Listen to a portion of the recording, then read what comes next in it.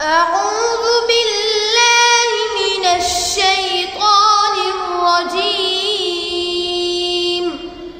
بسم الله الرحمن الرحيم. ولله ملك السماوات والأرض والله على كل شيء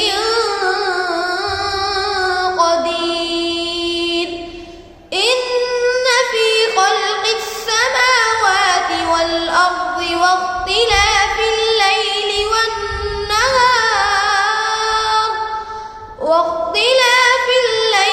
والنهار لآيات لأولي الألباب الذين يذكرون الله قياما وقعودا وعلى جنوبهم ويتفكرون في خلق السماوات والأرض.